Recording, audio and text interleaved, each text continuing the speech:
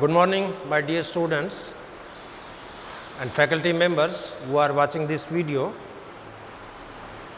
Today we are going to discuss on some practical aspects of the syllabus, and today I will cover the skeletal system because students of second year and MSc final there is osteology in their practical syllabus.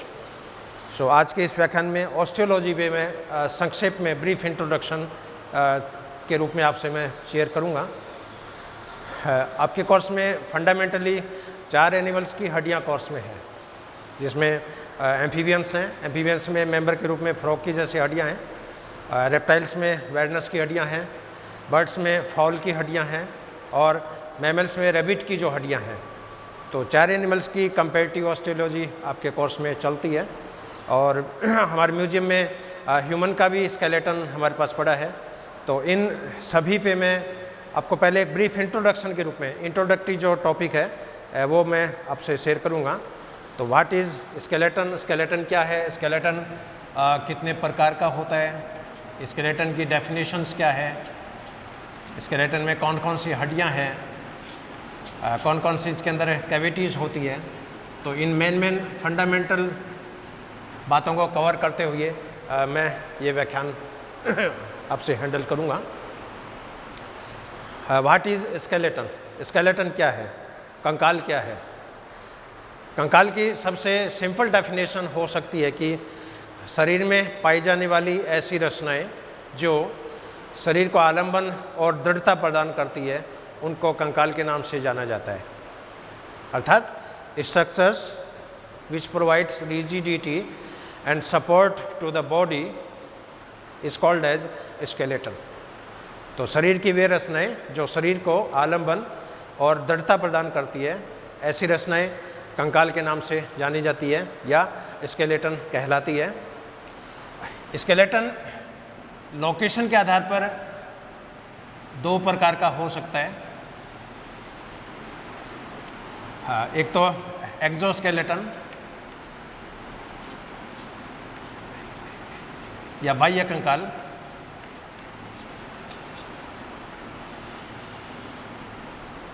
और endoskeleton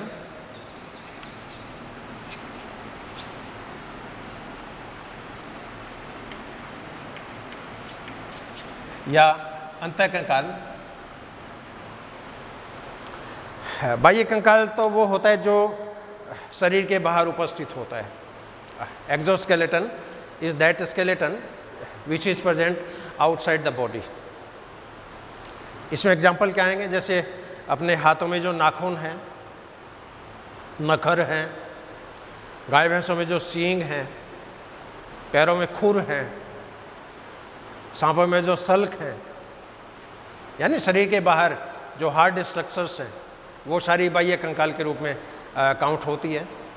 और जितनी भी exoskeleton होती है ये प्राय ectodermal होती है, यानी इनकी उत्पत्ति एपिडर्मिस के द्वारा होती है, एक्टोडर्मल ओरिजिन की होती है। इसमें मेन एग्जांपल हो गए नेल, क्लॉज, इसके अलावा गाय भैंसों के जो सींग हैं, हॉर्न, गाय भैंसों के जो खुर होते हैं, हुप, इसके अलावा विभिन्न प्रकार के एपिडर्मल स्केल्स, बाल, हेयर। तो ये जितने भी एक्सोस्केलेटन है ये एक्टोडर्म के द्वारा बनते हैं। और अंतःकंकाल जो होता है ये शरीर के अंदर उपस्थित होता है, it is present inside the body. और एंडोस्केलेटन जो है ये भी 2 टाइप का है। इसमें एक कंकाल तो वो है जो शरीर की मेन एक्सिस बनाता है, शरीर की मुख्य एक्सिस बनाता है, इसके तो बोलेंगे अक्षीय कंकाल या एक्सियल एंडोस्केलेटन। और दूसरा होता है उपांगीय कंकाल,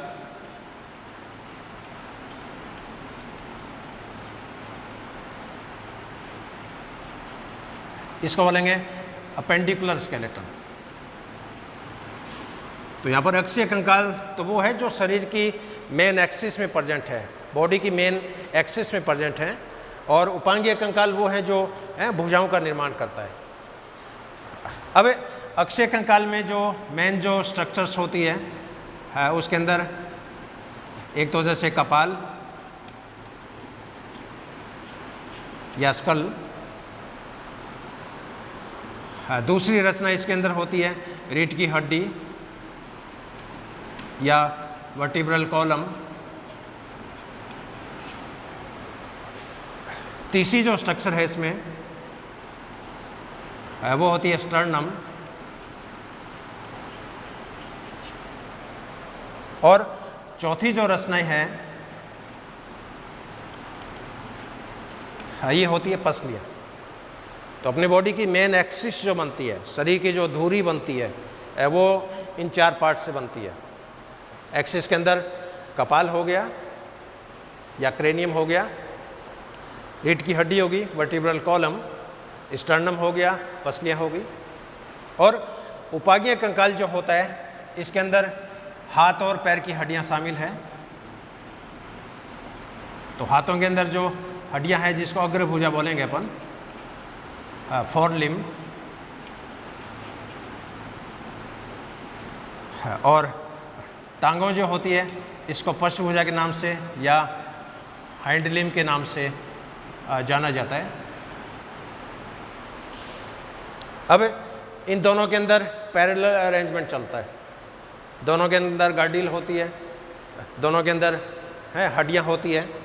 तो फोर लिम्ब में क्रम से जो हड्डियाँ हैं ये मैं नाम आपसे शेयर करूँगा। जैसे हाथों के अंदर जो गर्डल होती है इसको पेक्टोरल गर्डिल के नाम से या अंश मेखला के नाम से जाना जाता है, पेक्टोरल गर्डिल।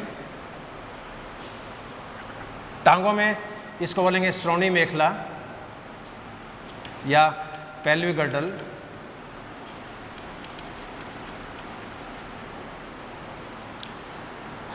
पेक्टोरल गर्डिल जो होती है इससे ह्यूमरस हड्डी जुड़ी रहती है, और पेल्विक गर्डल जो होती है इससे फीमर जुड़ी रहती है।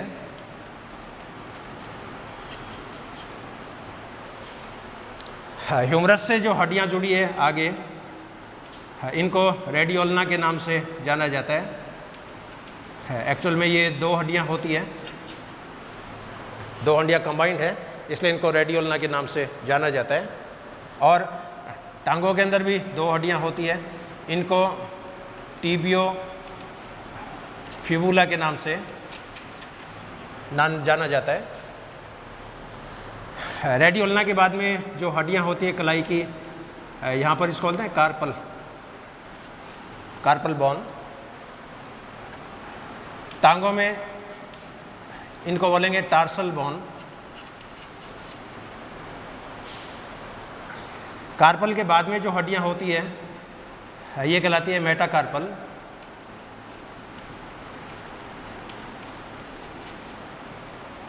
इसी तरह टार्सल के बाद में जो हड्डियाँ होती है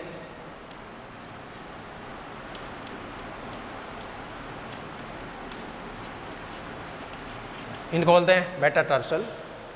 और मेटाकार्पल के बाद में फिर अंगुलियाँ होती है, जिसमें अंगूठा होता है, 4 अंगुलियाँ होती है, इनको बोलते हैं फैलेंजेस या अंगुलियाँ। इसी तरह टांगों में ये अंगुलियाँ होती है, इसको बोलेंगे फैलेंजेस। तो ये तो एक आउटलाइन क्लासिफिकेशन हो गया इस कंकाल का। तो स्केलेटन बॉडी की वे स्ट्रक्चर है जो शरीर को आलम्बन और दृढ़ता प्रदान करती है। ऐसी रचनाएं कंकाल के नाम से जानी जाती है। लोकेशन की बेसिस पे कंकाल 2 प्रकार का हो गया, बाह्य कंकाल और अंतः कंकाल। एक्जोस्केलेटन शरीर के बाहर होता है, एक्टोडर्मल ऑरिजिन का होता है, मृत प्रकार का होता है। इसके मेन एग्जाम्पल है जैसे nail, clause, horn, hoop, scales और हेयर। एंडोस्केलेटन जो है ये फिर बॉडी की एक्सिस बनाती है, उसको एक्सियल स्केलेटन बोलेंगे। बॉडी की जो उपांग बनाता है इसको अपेंडिकुलर स्केलेटन बोलेंगे। बॉडी की मेन एक्सिस में कपाल होता है, रीढ़ की हड्डी होती है, स्टर्नम होता है, पसलियाँ होती है। और अग्रभुजाओं के अंदर pectoral girdle, humerus, radioulna, carpal, metacarpal, phalanges. इसी तरह टांगों के अंदर pelvic girdle, femur, tibiofibula, tarsal, metatarsal और फेलेंजेस। अब इनका ब्रीफ जो डिस्क्रिप्शन है, ज़्यादा डिटेल में मैं नहीं जाऊंगा क्योंकि आपके एनिमल में 4 एनिमल्स की हड्डियां हैं और चारों का कंपैरिजन 1 घंटे में पॉसिबल नहीं है, लेकिन बेसिक जो आइडिया है वो मैं आपको यहाँ पर बताऊंगा। जैसे अक्षय कंकाल में फर्स्ट जो पार्ट है दैट इज स्कल, स्कल या कपाल या क्रेनियम। अब एम्ब्रियोनिक डेवलपमेंट जब होता है उसमें गैस्ट्रुला के बाद में न्यूरुलर स्टेज बनती है और न्यूरुलर स्टेज के बनने को न्यूरुलेशन के नाम से जाना जाता है। तो गैस्ट्रुला जब न्यूरुला में कन्वर्ट होता है उसमें डोर्सल सरफेस की जो एक्टोडर्म होती है वो एक खोखले पाइप के समान न्यूरल ट्यूब में कन्वर्ट होती है और न्यूरल ट्यूब का आगे का जो भाग होता है वो ब्रेन में कन्वर्ट हो जाएगा, पीछे का जो भाग है वो स्पाइनल कॉर्ड में कन्वर्ट हो जाएगा। अब ब्रेन जब बन गया तो ब्रेन को फिर क्या प्रोटेक्ट करना बहुत ज़रूरी है। तो कॉर्डेट के अंदर कुछ एनिमल तो ऐसे हैं जिसमें कपाल नहीं होता है, उनको एक्रेनिएटा के नाम से जाना जाता है। ए मीन्स एब्सेंट, जिसके अंदर क्रेनियम एब्सेंट हो, और जिसमें कपाल उपस्थित होता है उनको क्रेनिएटा के नाम से जाना जाता है। अब अपनी बॉडी में जो ब्रेन है पूरा, ये पूरा ब्रेन इस कपाल के द्वारा प्रोटेक्टेड है। अब इस कपाल में जो हड्डियाँ होगी उन हड्डियों की नोमेनक्लेचर ब्रेन के लोब के बेसिस पे है, यानी ब्रेन के जिस पार्ट के ऊपर जो हड्डी होगी उसका नाम जनरली वही होता है। जैसे मान लीजिए ब्रेन में लोब है फ्रंटल लोब, अब फ्रंटल लोब के जस्ट ऊपर जो हड्डी है उसको फ्रंटल बोन के नाम से जाना जाएगा। ब्रेन में मान लीजिए टेम्पोरल लोब है, टेम्पोरल लोब के ऊपर जो हड्डी होती है उसको टेम्पोरल बोन के नाम से जाना जाएगा। ब्रेन में जैसे पैराइटल लोब होता है, पैराइटल लोब पे जो हड्डी होती है उसको पैराइटल बोन के नाम से जाना जाएगा। ऑल्फैक्टरी लोब को कवर करने वाली जो हड्डियाँ हैं उनको ऑल्फैक्टरी बोन के नाम से जाना जाएगा। तो कपाल की हड्डियों की जो टर्मिनोलॉजी है वो जनरली ब्रेन के पिंडों के आधार पर है। दोनों में सिमिलरिटी है। Frontal lobe covered by frontal bone, temporal lobe covered by temporal bone, parietal lobe covered by parietal bone. अब जितने भी कपाल होंगे उन कपाल में पीछे एक होल होता है, छेद होता है, उसको बोलते हैं फोरामेन मैग्नम। इस फोरामेन मैग्नम से स्पाइनल कॉर्ड जो होता है वो बाहर निकलता है और फोरामेन मैग्नम में रीढ़ की हड्डी की पहली जो वर्टिब्री होती है जिसको एटलस वर्टिब्री बोलते हैं, वो एटलस वर्टिब्री इस फोरामेन मैग्नम के अंदर फिट होती है। तो अपनी बॉडी में जैसे कपाल है और कपाल में यहाँ पर ये फोरामेन मैग्नम है, इस फोरामेन मैग्नम से ये मेरुर जो निकल रहा है, स्पाइनल कॉर्ड निकल रहा है और इस कपाल में अपनी गर्दन की जो पहली जो वर्टिब्री है जिसको एटलस बोलते हैं, ये एटलस वर्टिब्री इसके अंदर फिक्स होती है। अब कपाल का जो ये जो निचला जो पार्ट है इसको जबड़ा या मैंडिबल्स बोलते हैं। तो यहाँ पर जो सस्पेंशन जो होता है ये अलग अलग एनिमल्स में अलग अलग टाइप का होता है। कपाल भी अलग अलग टाइप के हैं। अब यदि रेप्टाइल का क्लासिफिकेशन देखो तो इसमें आपको एनएफसी टाइप के मिलेंगे, डाइप्सी टाइप के मिलेंगे, पैरेप्सी टाइप के मिलेंगे। तो कपाल के अंदर भी एक तरह से इवोल्यूशन है वो देखने को मिलता है। और जबड़े का जो जॉइंट है कपाल के साथ, ये जॉइंट भी अलग अलग होता है। और एमएससी में तो अलग से ये क्वेश्चंस भी आता है जॉ सस्पेंशन। तो जॉ सस्पेंशन के आधार पर ये ऑटोस्टाइलिक टाइप का सस्पेंशन होता है, क्रेनियोस्टाइलिक टाइप का सस्पेंशन होता है। अपनी बॉडी में जैसे क्रेनियोस्टाइलिक सस्पेंशन है और अपनी बॉडी में जो निचला जो जबड़ा होता है केवल इसी में मूवमेंट होती है, ऊपरी जबड़े में मूवमेंट नहीं होती है। दूसरी तरफ आप रेप्टाइल्स में देखो, रेप्टाइल्स के अंदर आपने देखा होगा अजगर जैसे मान लीजिए माउथ तो छोटा सा है लेकिन बड़ी से बड़ी हिरण है, नीलगाय है, उसको निकल लेता है। तो इनकी जो हड्डियाँ हैं वो फ्लेक्सिबल है, मोमेंट होती है।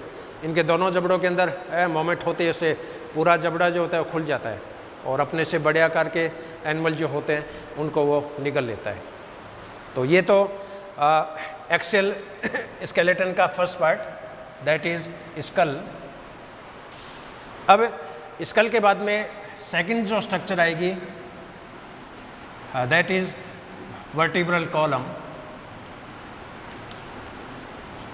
ये पार्ट काफ़ी इम्पोर्टेंट है।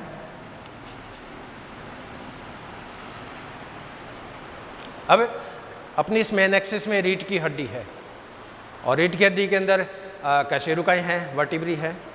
इन वर्टिब्री को लोकेशन की बेसिस पे 5 मेन डिवीजन में बांटा गया है।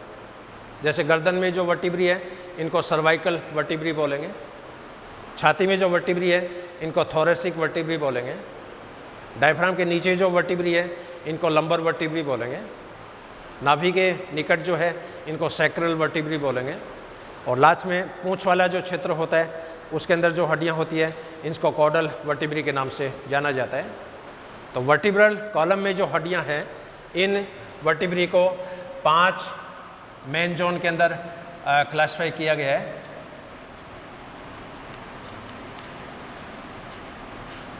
First category is cervical vertebrae,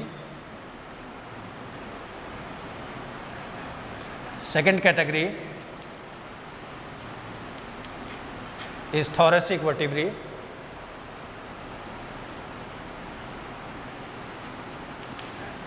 third category is lumbar vertebrae,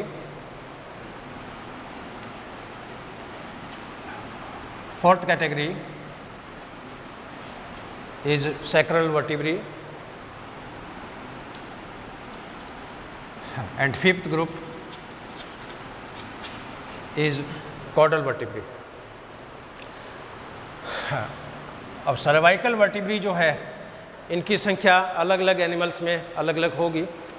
जैसे अपने जितने मैमल्स हैं, मैमल्स में गर्दन चाहे छोटी हो चाहे बड़ी हो, उनमें वर्टिब्री की संख्या हमेशा 7 होती है। आप चाहे चूहे की गर्दन देख लो, चाहे ऊँट की गर्दन देख लो, चाहे जिराफ की गर्दन देख लो, सभी की गर्दन के अंदर 7 वर्टिब्री होती है। ये नेचर ने सेलेक्ट कर रखा है हमेशा ही। तो जितने भी मैमल्स हैं, जितने भी स्तनधारी प्राणी हैं, उनकी गर्दन में हमेशा 7 वर्टिब्री पाई जाती है और इनको रिप्रेजेंट करते हैं C1 से C7 तक, यानी cervical first, cervical second, cervical third, cervical fourth. और पहली जो C1 होती है, पहली जो वर्टिब्री है, इसको हमेशा एटलस के नाम से जाना जाता है। कोई भी एनिमल हो उसमें पहली वर्टिब्री को हमेशा एटलस वर्टिब्री बोलेंगे। और एटलस वर्टिब्री जो होती है ये कपाल के महारंध्र के साथ जुड़ी रहती है, फोरामेन मैग्नम के साथ जुड़ी रहती है। 2 नंबर की जो वर्टिब्री है C2, इसको एक्सिस के नाम से जाना जाता है। लेकिन एक्सिस वर्टिब्री उन्हीं एनिमल्स में पाई जाएगी जिनकी गर्दन में मूवमेंट होती है। जैसे अपनी गर्दन को आप दाएं बाएं घुमा सकते हो, आप गर्दन को ऊपर नीचे घुमा सकते हो, आप अपनी गर्दन को चाहो तो क्लॉकवाइज घुमा सकते हो, चाहो तो एंटी क्लॉकवाइज घुमा सकते हो। लेकिन कई एनिमल ऐसे हैं जिनकी गर्दन में मूवमेंट नहीं होती है। इसलिए एनिमल आपके घरों के आसपास आप रोज़ाना देखते हो सुबह शाम। मेंढक है, जैसे मेंढक की गर्दन है उसके अंदर कोई मूवमेंट नहीं होती है, दाएं बाएं नो मूवमेंट। तो मेंढक के अंदर एक्सिस वर्टिब्री नहीं होगी। सर्वाइकल वर्टिब्री तो होगी लेकिन एक्सिस, उसके अंदर रोटेशन नहीं है, गर्दन के अंदर घूर्णन नहीं है, किसी प्रकार की उसके अंदर फ्लेक्सिबिलिटी नहीं है। इसलिए मेंढक में एक्सिस वर्टिब्री नहीं होगी, ये आप ध्यान रखना। और बाकी की जो वर्टिब्री है इनको टिपिकल के नाम से रिप्रेजेंट करेंगे। Typical cervical vertebrae. तो गर्दन में जो वर्टिब्री, इनको शॉर्ट एब्रिविएशन के रूप में सी के नाम से, C फॉर सर्वाइकल, जितनी भी संख्या होगी C1, C2, C3, C4। पहली सर्वाइकल एटलस कहलाएगी, दूसरी सर्वाइकल एक्सिस कहलाएगी, बाकी की सर्वाइकल टिपिकल सर्वाइकल वर्टिब्री के नाम से जानी जाएगी।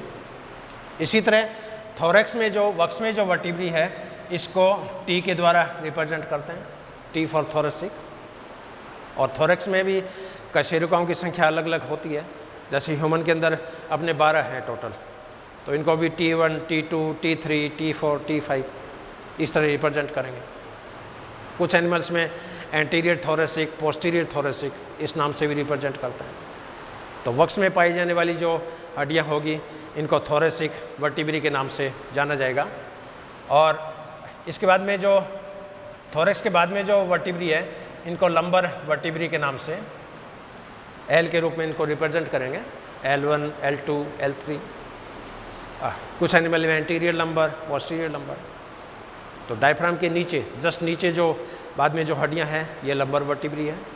और लंबर वर्टिब्री के बाद में जो हड्डियां होगी ये सैक्रल वर्टिब्री होती है और इनको एस के रूप में रिप्रेजेंट करेंगे। और सैक्रल वर्टिब्री जो होती है इसमें पूरी बॉडी का वेट पड़ता है, इसलिए सैक्रल वर्टिब्री फ्री नहीं होगी, इनका फ्यूजन हो जाता है। और जनरली 4 वर्टिब्री का फ्यूजन यहाँ पर देखने को मिलेगा। अपने ह्यूमन में भी आप सैक्रम हड्डी ये देखो, यहाँ पर ये वाला जो पोर्शन है, तो यहाँ पर 4 रीढ़ की हड्डियाँ एक दूसरे से बहुत ही दृढ़ता से एक दूसरे से जुड़ी रहती है। यहाँ पर कैल्शियम का डिपोशन बहुत होता है, इनका जो जॉइंट है वो फ्लेक्सिबल नहीं होता है, क्योंकि पूरी बॉडी का जो वेट है इस सैक्रम के ऊपर पड़ रहा है। और जो आदमी मोटरसाइकिल बहुत ज़्यादा चलाते हैं, गड्ढों के ऊपर से वाहनों को चलाते हैं, उनकी सैक्रल वर्टिब्री जो होती है वो डिसलोकेट हो जाती है, उनकी कमर में दर्द रहना स्टार्ट हो जाता है।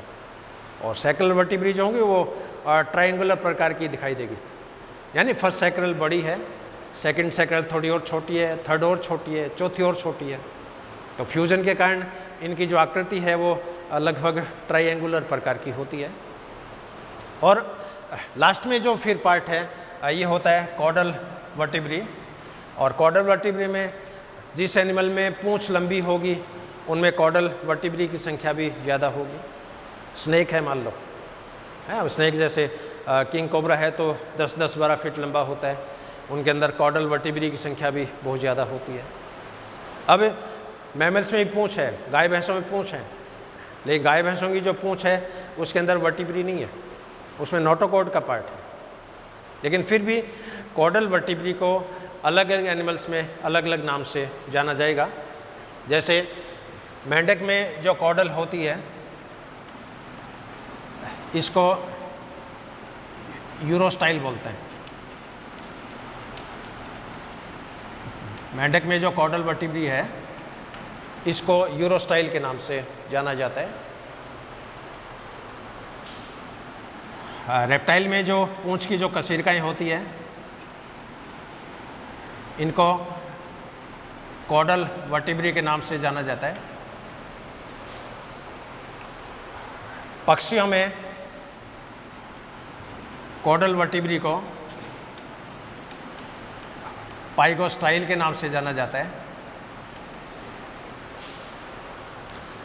मैमल्स में इसको प्राय कॉसिक्स के नाम से जाना जाता है। जैसे अपने ह्यूमन में जो लास्ट जो वर्टिब्री होती है इसको कॉसिक्स के नाम से जाना जाता है। और कई बार तो कुछ बच्चों में कॉसिक्स है वो शरीर के बाहर निकली भी रहती है पूंछ के रूप में। तो एक तरह से ये एक तरह से एंसेस्ट्रल फीचर है, एक तरह से पूर्वजों का जो लक्षण है। तो ये बेसिक पार्टीशन है एक किसके, वर्टिब्री के। Cervical vertebrae, thoracic vertebrae, lumbar vertebrae, sacral vertebrae, caudal vertebrae. अब इन वर्टिब्री में मेन जो पार्ट होता है इसके आइडेंटिफिकेशन का वो होता है इसका सेंट्रम। तो यहाँ पर एक हाइपोथेटिकल फिगर मैं जैसे बनाऊंगा वर्टिब्री का। वर्टिब्री में डॉर्सल सरफेस पे जो आर्च दिखाई देता है इसको बोलते हैं न्यूरल स्पाइन। लेकिन कोई ज़रूरी नहीं है कि सभी वर्टिब्री के अंदर न्यूरल स्पाइन प्रेजेंट हो। कुछ में न्यूरल स्पाइन बहुत बड़ा होता है, कुछ में बहुत छोटा होता है। जैसे एटलस वर्टिब्री है तो न्यूरल स्पाइन लगभग एब्सेंट ही है। न्यूरल स्पाइन के जस्ट नीचे इसके अंदर कैनाल है, इसको बोलते हैं न्यूरल कैनाल। और इस न्यूरल कैनाल के अंदर जो स्पाइनल कॉर्ड होता है वो इसके अंदर प्रोटेक्टेड रहता है। इस वर्टिब्री में आगे की तरफ 2 उभार निकले रहते हैं, इनको बोलते हैं प्री जाइगोपोफाइसिस। प्री जाइगोपोफाइसिस। इसके पार्श्व में प्रवर्ध निकले रहते हैं। इसको बोलते हैं ट्रांसवर्स प्रोसेस, अनुप्रस्थ प्रवर्ध। अनुप्रस्थ प्रवर्ध की शेप और साइज अलग अलग एनिमल्स में अलग अलग हो सकती है। इसी तरह पीछे की तरफ इसमें प्रोजेक्शंस निकले रहते हैं, ये कहलाते हैं पोस्ट जाइगोपोफाइसिस। आगे की तरफ प्री जाइगोपोफाइसिस है, पीछे की तरफ पोस्ट जाइगोपोफाइसिस है। और ये प्री और प्रो जाइगोपोफाइसिस जो है, इसकी रचना वैसी होती है जैसे ऊँट के ऊपर पिलान जो अपन रखते हैं बैठने के लिए। तो पिलान में आपने देखा होगा 2 डंडियाँ आगे नहीं रहती है। या पुराने ज़माने में शादी के समय जो दुल्हन को ले जाने के लिए जो काठी होती थी, है जिसको कंधे पे बैठ के ले जाते थे दुल्हन को, तो उसमें पकड़ने के लिए जैसे जो पार्ट होते हैं उस तरह के ये प्रोजेक्शंस 2 आगे होते हैं, 2 पीछे होते हैं। और इसका ये जो पार्ट है सेंट्रम के इस न्यूरल कैनाल के जस्ट नीचे, ये पार्ट इसके अंदर बहुत इम्पोर्टेंट है और ये पार्ट कहलाता है सेंट्रम। अब सेंट्रम कैसा होगा उसकी बेसिस पे इन वर्टिब्री की फिर नोमेनक्लेचर होती है।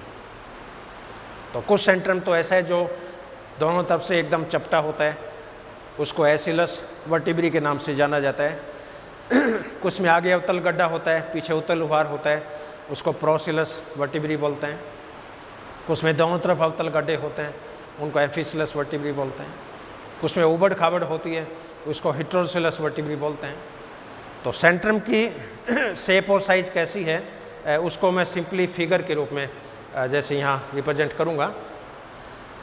तो सेंट्रम की बेसिस पे पहले तो मैं वर्टिब्री की टाइप्स आपको बता देता हूँ।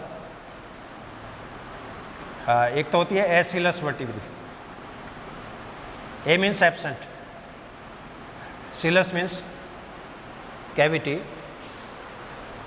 एसिलस जो वर्टिब्री होगी इसके अंदर कोई कॉनकैविटी नहीं है, कोई कॉन्वेक्सिटी नहीं है। हाँ, एक होती है प्रोसिलस।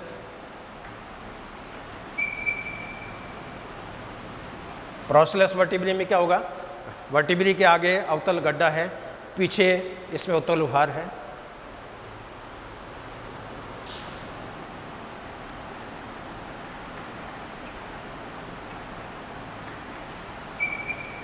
एक होती है मेटासिलस वर्टिब्री।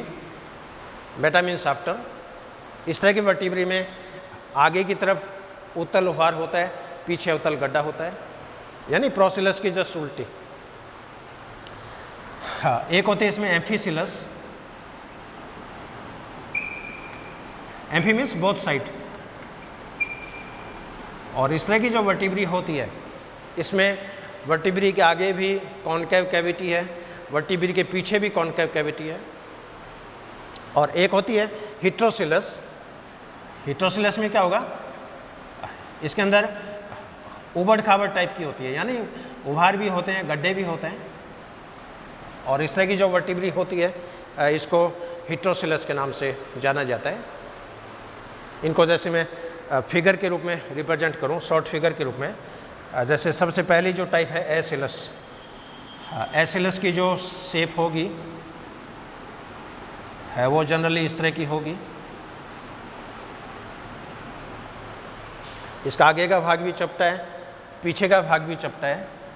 इसमें आगे के भाग को मैं तीर के रूप में दिखा रहा हूँ, पीछे के पार्ट को प्लस के रूप में दिखा रहा हूँ। प्रोसिलस जो वर्टिब्री होगी इसमें आगे की तरफ अवतल गड्ढा होगा और पीछे की तरफ इसमें उत्तल उभार होगा।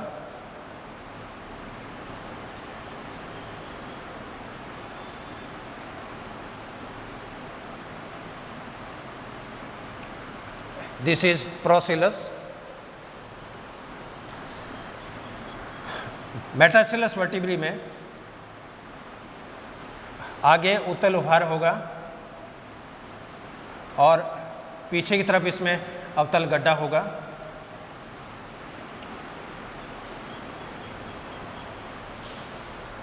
एम्फिसिलस वर्टिब्री में वर्टिब्री के आगे भी अवतल गड्ढा होगा और वर्टिब्री के पीछे भी अवतल गड्ढा होता है। तो दोनों तरफ इसके अंदर कॉन्केविटी पाई जाती है, इसलिए इसको एम्फिसिलस बोलते हैं। Amphi means both side. और हेटेरोसिलस वर्टिब्री जो होती है ये उबड़ खाबड़ है, जिस तरह कोई पत्थर हो, जैसे पहाड़ का पत्थर हो, उबड़ खाबड़ टाइप का। और इसके अंदर जो सेंट्रम की टाइप जो होती है वो इसके अंदर हम्प्टी डम्प्टी टाइप की होती है।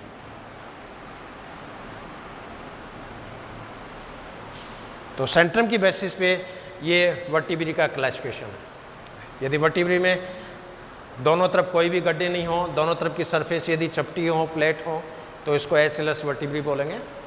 यदि आगे कॉन्केविटी हो, पीछे कॉन्वेक्सिटी हो, तो इसको प्रोसिलस वर्टिब्री बोलेंगे।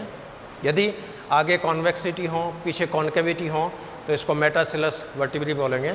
यदि दोनों तरफ कॉन्केविटी हो तो इसको एम्फिसिलस वर्टिब्री बोलेंगे।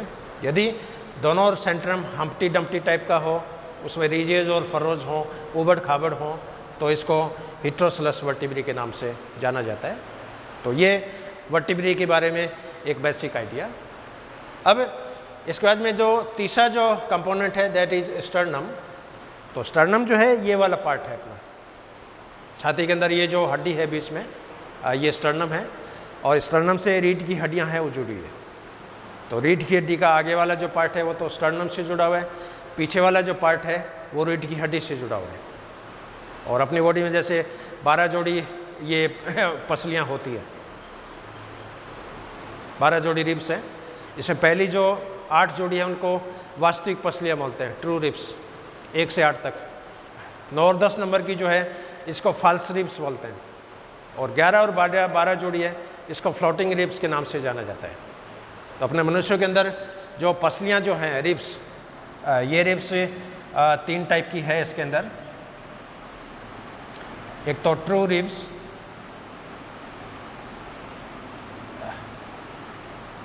ये होती है पहली 1 से 8 जोड़ी। इसके बाद में फॉल्स रिब्स, ये होती है 9 और 10 नंबर। और फ्लोटिंग रिब्स ये होती है 11 और 12 नंबर की। तो पसलियों का आगे वाला पार्ट स्टर्नम से जुड़ा हुआ है, पीछे वाला जो पार्ट है वो रीढ़ की हड्डी से जुड़ा हुआ है। यदि पसलियाँ दोनों तरफ से जुड़ी है तब तो इसको बोलेंगे बाइसिफेलस, और एक तरफ से यदि जुड़ी हों तब इसको बोलेंगे यूनिसिफेलस। जैसे कुछ पसलियाँ ऐसी है जो स्टर्नम से कनेक्टेड नहीं है, लेकिन रीढ़ की हड्डी में जो ट्रांसवर्स प्रोसेस है उनके द्वारा वो कनेक्टेड है। तो एक तरफ यदि कनेक्टेड हो तो उसको यूनिसिफेलस बोलेंगे, दोनों तरफ से जॉइंट है इसको बाइसिफेलस बोलेंगे। तो ये एक मेन शॉर्ट में कवरेज हो गया किसका, अक्षीय कंकाल का। तो अक्षीय कंकाल में कपाल हो गया, वर्टिब्रल कॉलम हो गया, स्टर्नम हो गई, रिब्स हो गई। अब चलते हैं अपन इसका second part that is appendicular skeleton. और अपेंडिकुलर स्केलेटन में अग्रभुजाएं हैं, पश्चभुजाएं हैं। अग्रभुजा में पेक्टोरल गर्डिल, इससे ह्यूमरस जुड़ी रहती है, इससे रेडियोल्ना जुड़ी रहती है, इससे कार्पल जुड़ी रहती है, इससे मेटाकार्पल जुड़ी रहती है, इससे फेलेंजेस जुड़े रहते हैं। इसी तरह टांगों में पेल्विक गर्डिल है, फीमर है, टिबिया फिबुला है, टार्सल है, मेटाटार्सल है, फेलेंजेस है। इन दोनों को मैं एक कॉमन हाइपोथेटिकल फिगर के द्वारा, बहुत ही सुंदर डायग्राम के द्वारा मैं इसको एक्सप्लेन करूँगा। और इस डायग्राम को देखने से आपका उपांगीय कंकाल पूरा एकदम क्लियर हो जाएगा। Suppose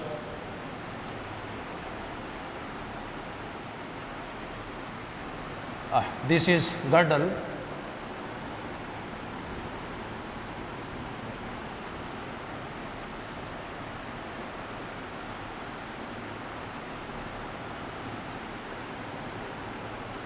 Suppose this is girdle. अब हाथों में इसको बोलेंगे पेक्टोरल गर्डल।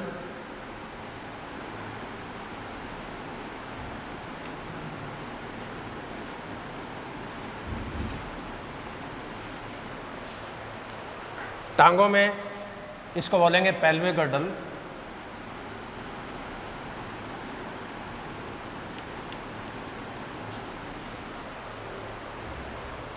तो अपने कंधों में जो गर्डिल है ये पेक्टोरल गर्डिल है, टांगों में जो है ये पेल्विक गर्डिल है।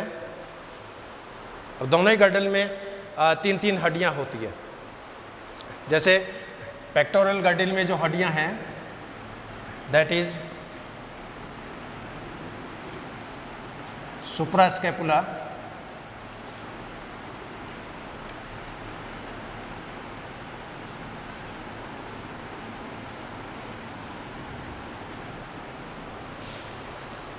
सेकंड हड्डी होती है स्कैपुला,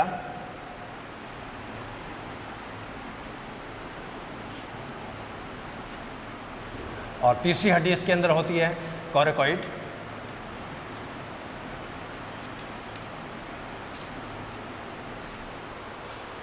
तो पेक्टोरल गर्डिल के अंदर ये 3 हड्डियां हैं इसमें, सुप्रास्कैपुला, स्कैपुला, कोरेकॉइड। इसी तरह पेल्विक गर्डल में भी 3 हड्डियां होती हैं और इन हड्डियों को नोमेनक्लेचर किया जाता है। पहली हड्डी है इलियम,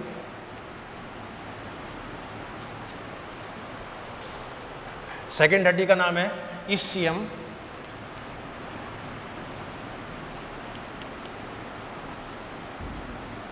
और तीसरी हड्डी इसमें होती है प्यूबिस। तो पेक्टोरल गर्डिल में 3 बोन हो गई, सुप्रास्कैपुला, स्कैपुला, कोरेकॉइड। पेल्विक गर्डिल में भी 3 हड्डियां हो गई, इलियम, इस्चियम, प्यूबिस। अब इसके अंदर जो कैविटी है, इस कैविटी का भी अलग अलग नाम होगा। हाथों में तो इसको बोलते हैं ग्लिनोइड कैविटी। जैसे ये कैविटी है, इस कैविटी का नाम अगर भुजाओं में तो क्या होगा, ग्लिनोइड कैविटी।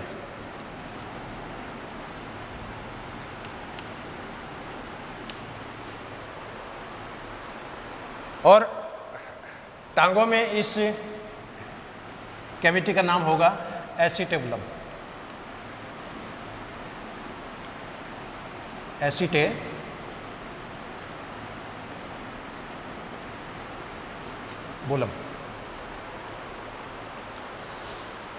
अब इस कैविटी में हाथ है तो ह्यूमरस फिट होगी, ये वाली हड्डी। टांगे हैं तो इसके अंदर फीमर फिट होगी। तो इस कैविटी के अंदर नेक्स्ट हड्डी जो फ्यूज हो रही है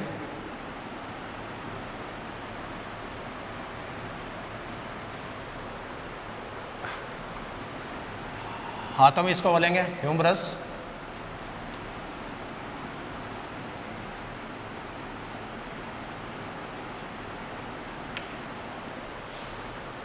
टांगों में इसको बोलेंगे फीमर।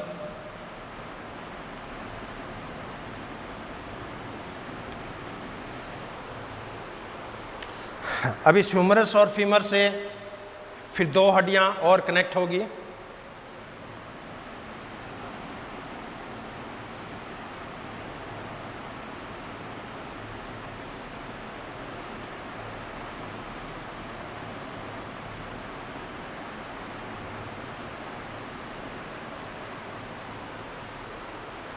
हाथों में एक हड्डी का नाम होता है रेडियो,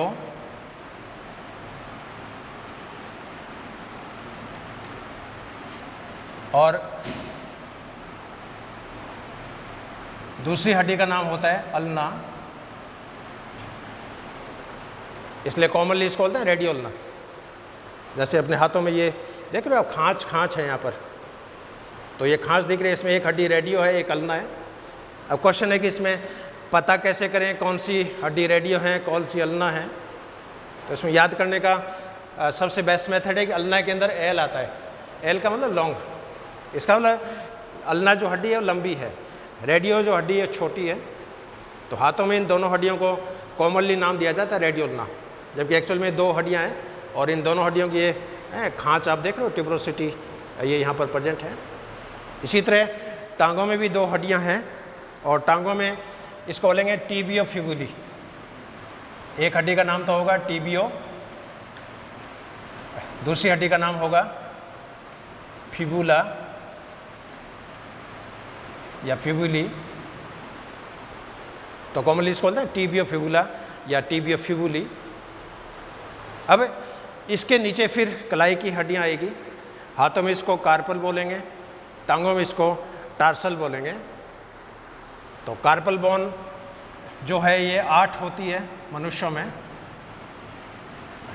और 2 पंक्तियों में अरेंज रहती है। पहली पंक्ति में 3 और दूसरी पंक्ति में 5। हाथों में इसको बोलेंगे कार्पल।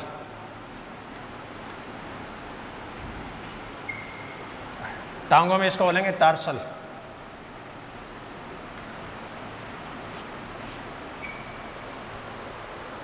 और हर कार्पल का अलग अलग नाम है। जो जो कॉन्ड्रोजेनेसिस का पैटर्न होता है, ऑस्टियोजेनेसिस का पैटर्न होता है, इसके अंदर चेंजिंग आती रहती है। और कार्पल बोन जो होती है इसके अंदर फ्यूजन देखने को मिलता है। अब यहाँ पर ये नहीं है कि ह्यूमरस की साइज़ बड़ी है तो इसमें ज़्यादा कोशिकाएं भाग ले रही होगी। इसमें कोशिकाएं बहुत कम पार्टिसिपेट करती है। कलाई की जो हड्डियाँ हैं इनमें सेल्स का फ्यूजन होता है।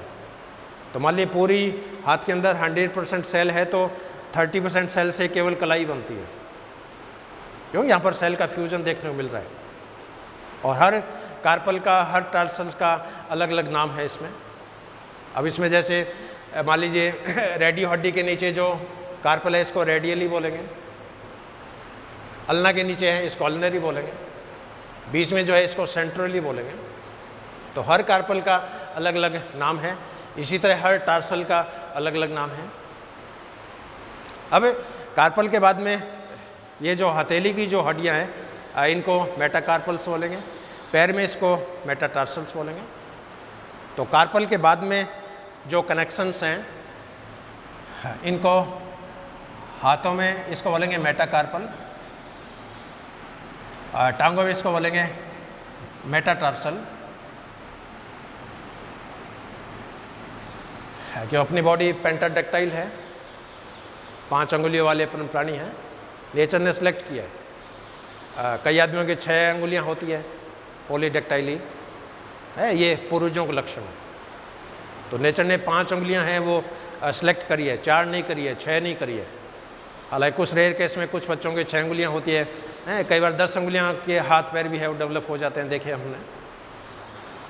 तो इनको हाथों में तो इसको बोलेंगे मेटाकार्पल,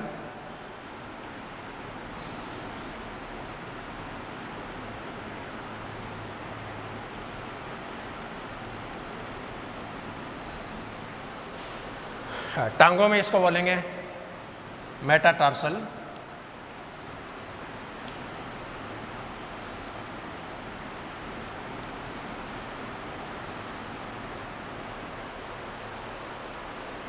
अब कार्पल और मेटाटार्सल इसके बाद फिर ये अंगुलियां होती है, 5 अंगुलियां।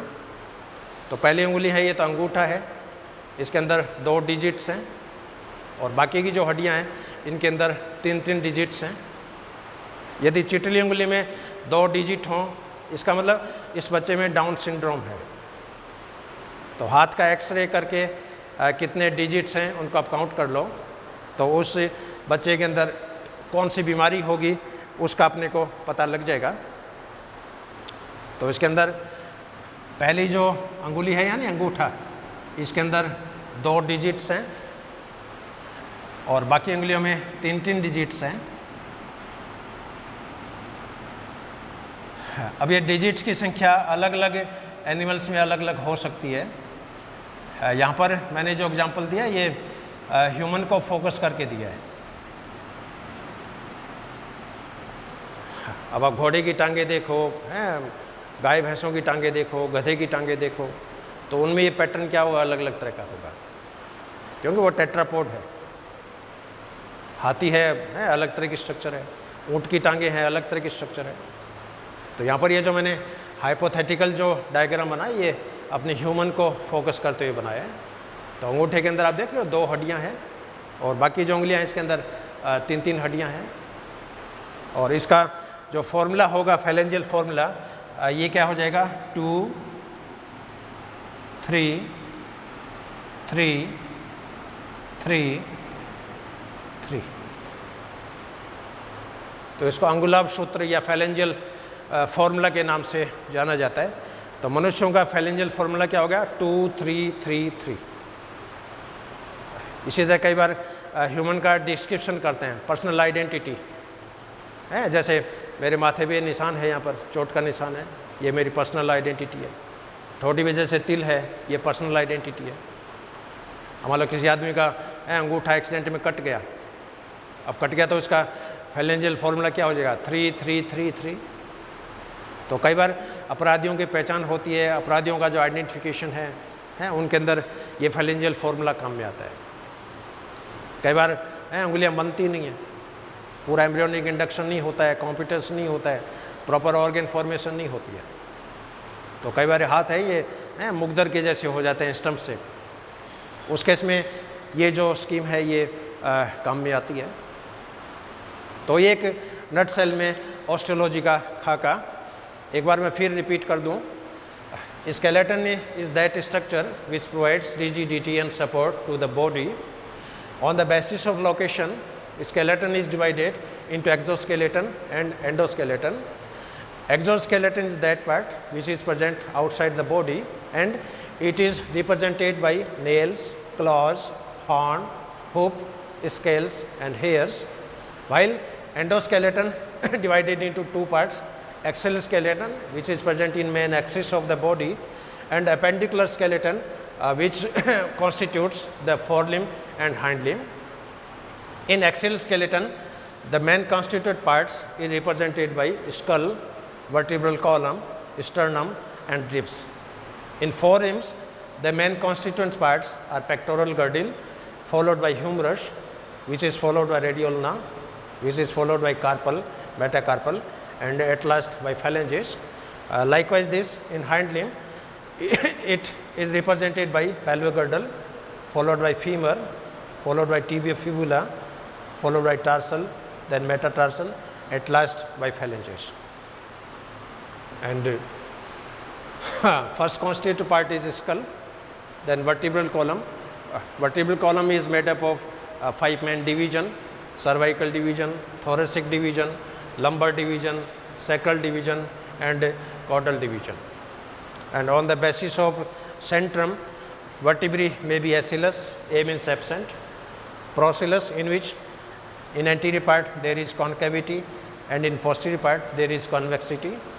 In metacellus, in this vertebrae there is convexity in anterior part and concavity in posterior part. In case of amphicoelous vertebrae, on both sides, anterior posterior part represented by concave cavity, and in case of heterocellus, both anterior and posterior parts are Humpty Dumpty like, represented by small ridges and small furrows. So it is all about the skeleton in a nutshell.